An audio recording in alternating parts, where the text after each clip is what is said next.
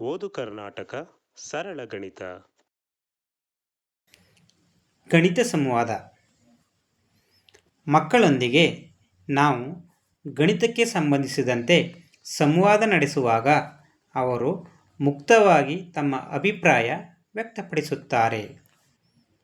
ಅವರು ತಮ್ಮ ದೈನಂದಿನ ಜೀವನದ ಅನುಭವಗಳನ್ನು ಗಣಿತದೊಂದಿಗೆ ಹೋಲಿಸಿ ಗಣಿತದ ಆನಂದ ಪಡೆಯುತ್ತಾರೆ.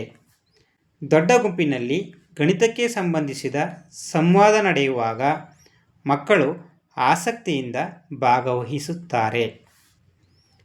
ಅವರು ಹಲವಾರು ಸಂದರ್ಭಗಳ ಬಗ್ಗೆ ಮಾತನಾಡುತ್ತಾರೆ ಮತ್ತು ತಮ್ಮ ಉತ್ತರವನ್ನು ಬೇರೆ ಬೇರೆ ರೀತಿಯಲ್ಲಿ ಉತ್ತರಿಸುತ್ತಾರೆ.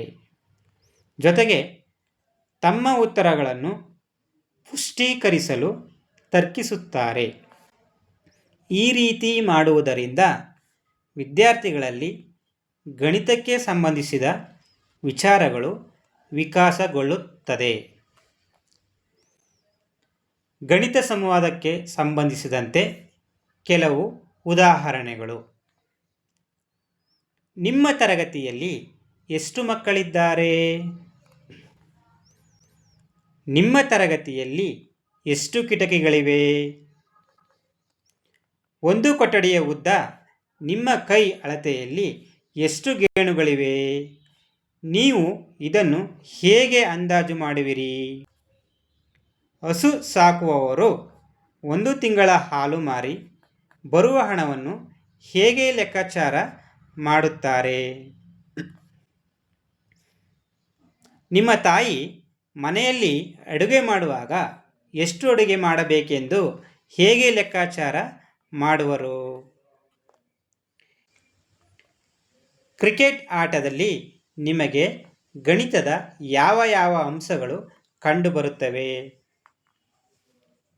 ಹೀಗೆ ಗಣಿತ ಸಂವಾದಕ್ಕೆ ಸಂಬಂಧಿಸಿದಂತೆ ಹಲವು ರೀತಿಯ ಪ್ರಶ್ನೆಗಳನ್ನು ಮಕ್ಕಳೊಂದಿಗೆ ಮುಂದುವರಿಸುವುದು. ಓದು ಕರ್ನಾಟಕ ಸರಳ ಗಣಿತ. ಗುರಿಗಳು: ಎಲ್ಲ ಮಕ್ಕಳು ಕನಿಷ್ಠ 100ರವರೆಗೆ ಸ್ಥಾನ ಬೆಲೆಯೊಂದಿಗೆ ಸಂಖ್ಯೆ ಗುರುತಿಸಬಲ್ಲರು. 90% ಮಕ್ಕಳು ಅಂಕಿ ಸಂಖ್ಯೆ ಗುರುತಿಸಬಲ್ಲರು.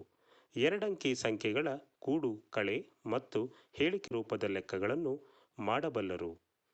2 ಅಂಕಿ ಸಂಖ್ಯೆಗಳನ್ನು 1 ಅಂಕಿ ಸಂಖ್ಯೆಯಿಂದ ಗುಣಿಸಿ ಭಾಗಿಸಬಲ್ಲರು.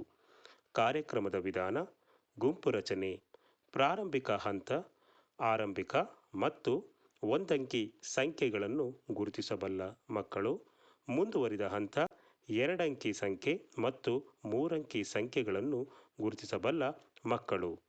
ಗುಂಪು ನಿರ್ವಹಣೆ: ದೊಡ್ಡ ಗುಂಪು, ಚಿಕ್ಕ ಗುಂಪು, ವೈಯಕ್ತಿಕ.